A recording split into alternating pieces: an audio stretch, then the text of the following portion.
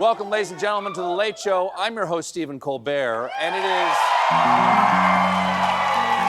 is lovely.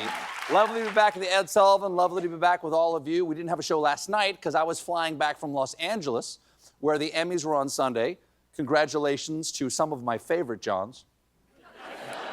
Also, turns out, and I didn't have my phone with me for this, turns out that Sunday was kind of a serious news day. It was breaking all day because Donald Trump was the subject of an assassination attempt at his Florida golf club. And I just want to state the obvious right off the bat. Political violence has no place in America.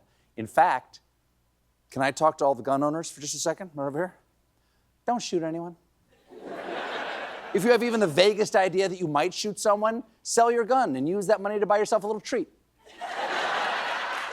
Like pancakes. IHOP. You know?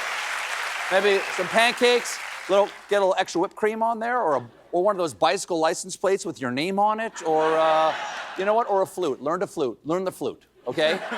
And call your kids and tell them you traded in your guns for a flute. They might visit. Now, here's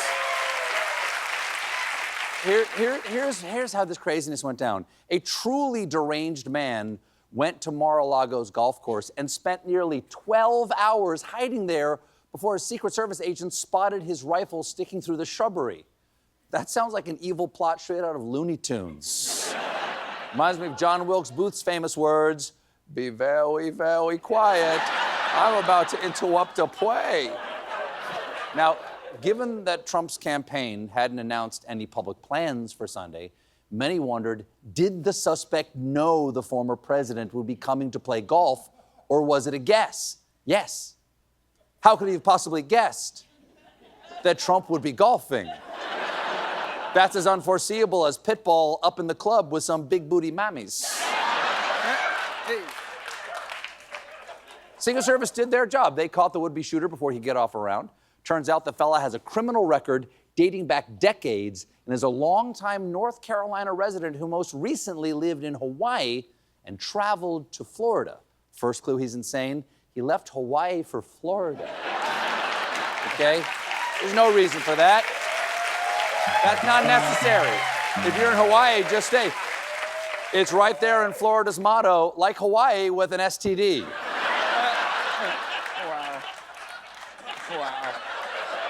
Wow.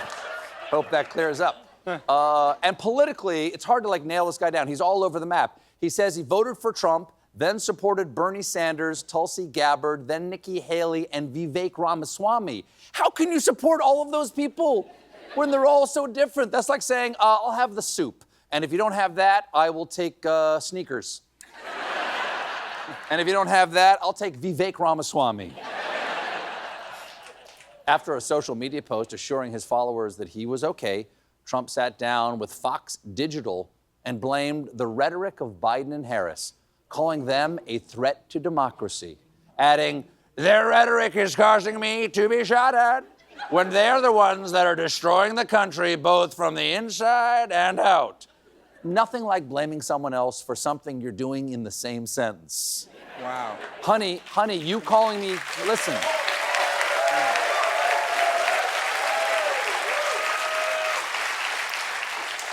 Darling, you calling me unattractive hurts my feelings. Marriage should be built on love, and I'm beginning to think that you're too fugly to understand that. Okay? Anyway. Okay. Trump's getting no help toning down the rhetoric from his flunkies, including Elon Musk, who tweeted, "No one is even trying to assassinate Biden Kamala. Thinky face." Really?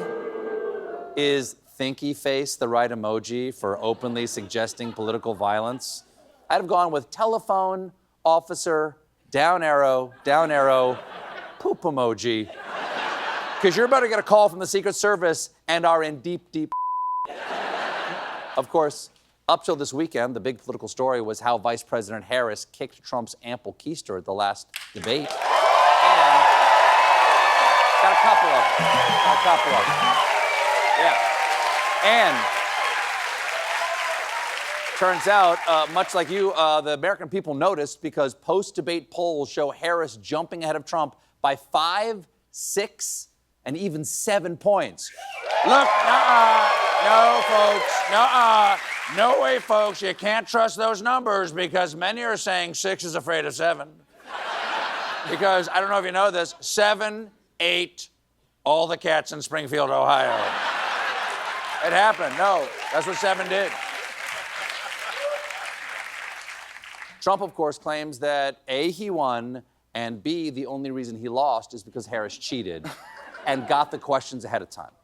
I watched her talk, and I said, you know, she seems awfully familiar with the questions. Yeah, she seemed awfully familiar with those questions. It really seemed like she knew that they were going to ask about immigration, inflation, and the economy. Wait a second. Hold on. Come to think of it, I knew they were going to ask about that stuff. Oh, my God, did I collude with ABC News? Is it possible David Muir is hiding under my desk right now? And if so, stay down there, David. You're too handsome, and I don't want the competition. Son of a bitch. You handsome son of a bitch.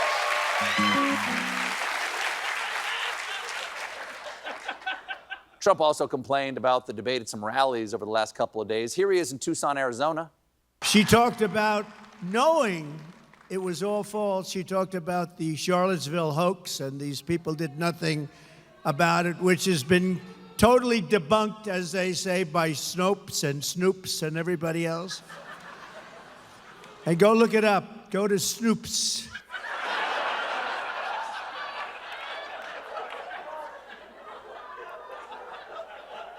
Okay. Okay, I will. Is that true, Snoops? For shizzle. There it is. There it is. You got it. You got to give it to the guy. When he's right, he's right. Trump also went after moderator David Muir. I'm not going to watch him anymore. I'm not going to watch him because he's not legit. What he did, I'm not going to watch him. And his hair's not as good as it used to be. Okay. I've put up with a lot of despicable nonsense from this clown over the last 9 years, but I will not stand here while he attacks David Muir's luscious chocolate waterfall. No! No, it ends tonight!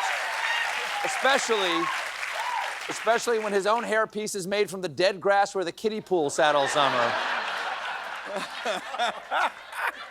He's a handsome man. David Muir is a handsome man. I can't fight that. It's not my fault. Another guy making no effort to tone down the rhetoric is J.D. Vance. Earlier today, Vance spoke.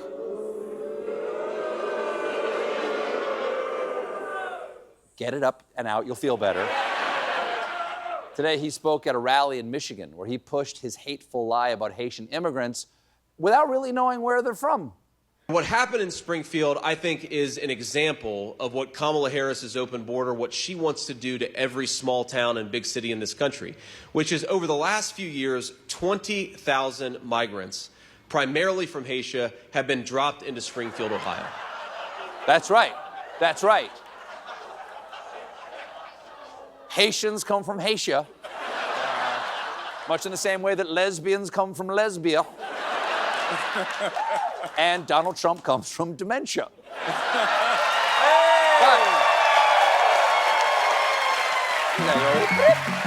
that's what that did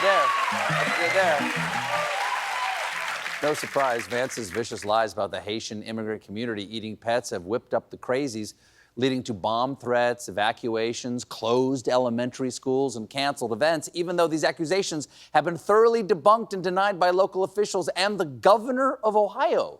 Not only that, the Springfield women who started the Facebook rumors admitted they didn't have any proof. What? An unsubstantiated claim on Facebook? What else are they lying about on there? Is it possible that Braden's space-themed 10th birthday party wasn't out of this world? It looked like it was. Why is my voice so high? Now, with his constituents facing threats of violence, J.D. Vance has decided to stop lying about immigrants and instead talk about why it's so important for him to lie about immigrants. Here he is on CNN. He just said, Haitians are eating dogs and cats.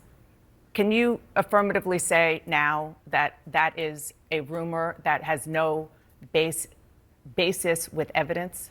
The American media totally ignored this stuff until Donald Trump and I started talking about cat memes. If I have to, But it if wasn't I have just a to meme, create stories so that the American media actually pays attention to the suffering of the American people, then that's what I'm going to do, Dan. Yes, it's true. In these divisive times, sometimes you have to create a lie just to get attention. J.D. Vance knows this personally because he's also the victim of a hateful rumor that he had sex with a couch. And I want to repeat, he did not have sex with a couch because I am now hearing that on that night he could not perform. Yes.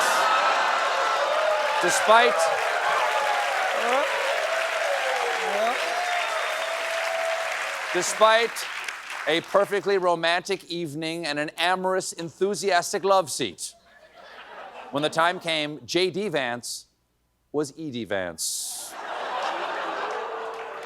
His penis was softer than a throw pillow. That night, truly, he was the lazy boy. We got a great show for you tonight. My guests are Jeremy Strong and Dr. Francis Collins. But when we come back, meanwhile, George